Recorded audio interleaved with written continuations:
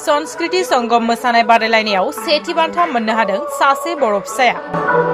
थांनाय 18 जुलाइ खालारखालि गुवाहाटीआव संस्कृति संगम मुंनि हादरारि मोसानाय बादायलायनायाव सेथि बान्था मोननो हादों गसाइगाव महकुमानि सिङाव थानाय थाखामपुर लथामारि गामिनि फनिन आरो खेरिना गयारिनि फिसाजो 13 बोसोर बैसोनि हाइजिनियास गयारि मुंनि सासे बर' फिसाया।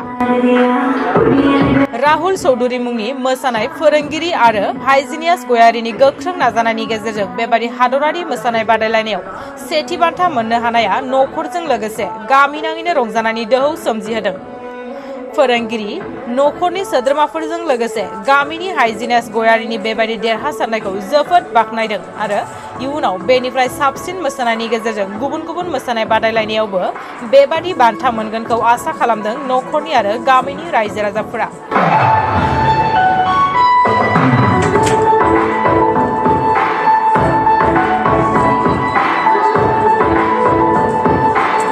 आंनि नामा हाइजिनियास गयारि। आङो सरस्वती संगमावहाय आङो फार्स्ट प्राइज मोनदों। 28 जुलाइआव गुवाहाटी। आं क्लास 7आवहाय फरायो। उननि समाव नोंथाङा मोसानायजोंनो नोंथांनि लाइफ केरियारखौ बानायनो सानो नामा? औ, आङो फरायनायजों लोगोसे बेखौबो आङो लांफानो सानो। जिथु नोंथाङा फार्स्ट प्राइज मोननो हादों बिनि गुदियाव नोंथांनि मामि पापानि अननाय दङ ना नोंथांनि डान्सार नोंथांनि गुरु मास्टारनि बेयाव अननाय दं होनना नोंथाङा मा फोरमायो? सानैबो आंनि थाखाय खस्थ' खालामदों। थांलाय फैलाय बिदिनो खस्थ' खालामदों आरो ओमफ्राय सारा आंनि थाखायनो एथ' कसिस खालामदों बे मोसानायावहाय। बिमा बिफायाबो आंखौ सापर्ट खालामदों मेरलानो। बेखौनो बुंनो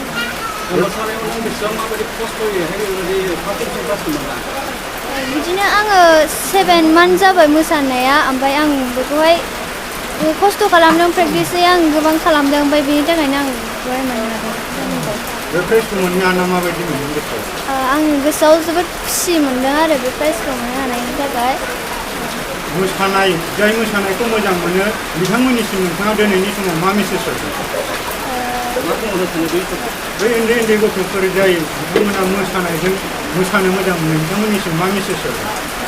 बे मेसेजसिम आङो रायजो राजाफ्रामनिफ्रायबो आङो अनसायनायखौ आङो मिजिं थिबाय आरो अनसायनाय मोनगोन होननानै आं मिजिं थिबाय। गोसोआवहाय जोबोद खुसि मोनदों आरोना। बिथांखौ मोसानाय बिथिङाव नोंथांमोना बेखौ खुलायै हगारनानै मोसानायनि गेजेरजोंनो लाइफ केरियार दाहोनायनि सिमां सुजुदों नामा?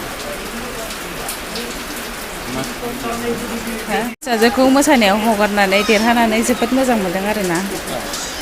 उननि बेलायावहाय माबायदि खालामनो? उननि बेलायावबो बेबायदिनो दावगालांबाय थाहोनो सानदों आरो। ओमफ्राय गथ'आ आरो जेन'बा फरायनायावबो लोगो लानाय आरो मोसानायावबो लोगो लानाय बेबायदि आरोना। मोसानाय समाव फार्स्टआव सोलोंजेननायाव नोंथांमोना माबायदि आसा खालामखादोंमोन? बेखौथ' गावनि नाजानायजों बेबायदिनो आसा खालामनानै थाखादों। नोंथांमोना सापर्ट खालामखादोंमोन? सापर्ट होखादों। औ, बेवहाय बेबायदि मोसागोनाव रायजो राजानिफ्रायथ' बयनिफ्रायबो सापर्ट लुबैदों आरोना। 2014 में इस्टेब्लिश हुआ था। उसके बाद मैंने 2 साल चलाया। उसके बाद कुछ प्रॉब्लम के लिए फैमिली लोग आगे नहीं जा रहा था। मैं कंपटीशन में भाग लेने के लिए बच्चे नहीं देते, तो मैंने दुख लग के मैंने क्लोज कर दिया था अपना स्कूल।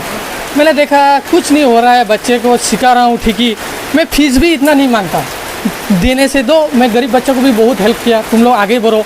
मैं देखता हूँ बच्चे लोग ऐसे घूमता रहता है, खेलता है, उधर फालतू घूम रहा है, तो मेरे पास आओ, मैं क्लास लिया।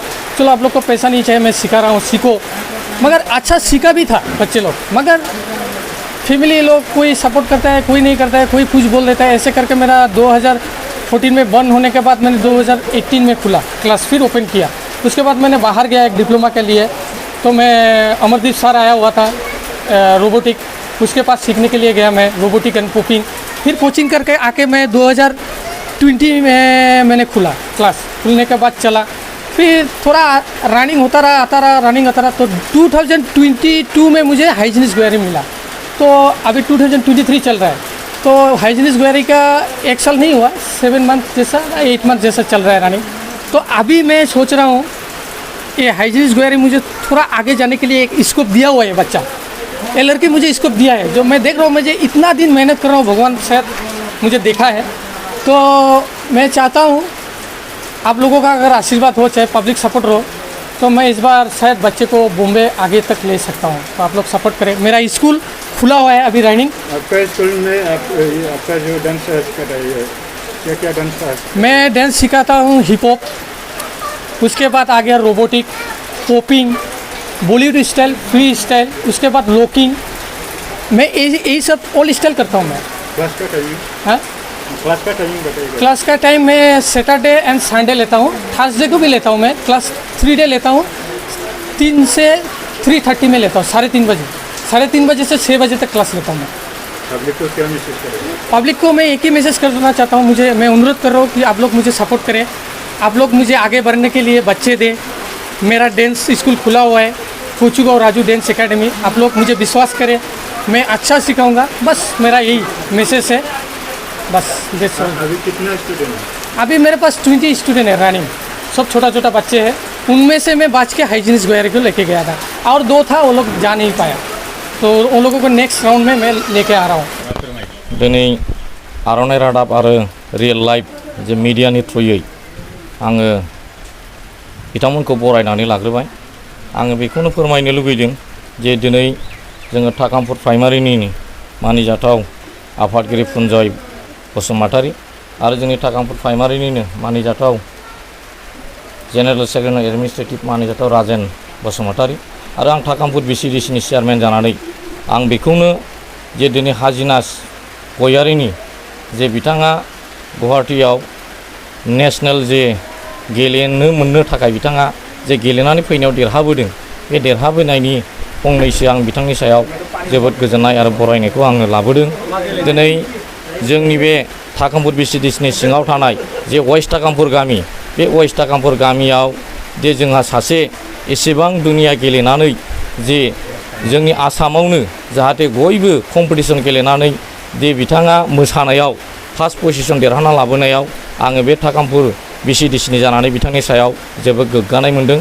मानोना थांनाय 2017नि बोसोरनि सिगां आरो 2017 बोसोर जे BPF सरकार सासन खालामनायनि गेजेराव आरो बै समाव जे जोंनि परिस्थिति, बे जोंनि थाकामपुर ओनसोल, बे थाकामपुर BCDCनि ओनसोला ओरैबायदि जे गाज्रिमोन, जाय थासारिखौ लानानै जोंनि इयुन जोलै जे फरायसुला फरायसुलि बिथांमोना फरायनो थाखाय बिथांमोना सुबिदा मोनामोन। दिनै जोङो सानफ्रामबो आर्मि पुलिसनि थाखाय जोङो बे ओनसोला फरायनायावनो होन, खारनाय बारनायावनो होन, गेलेमु आयदाफोराव फुटबल गेलेनाय, मोसानाय बायदिसिना आयदा बिथिंफ्राव जोङो बाहागो लानोनो जोङो खाबु मोनामोन आरो बाहागो लानोनो थाखाय जोंहा परिस्थितियानो जोंखौ थोनामोन।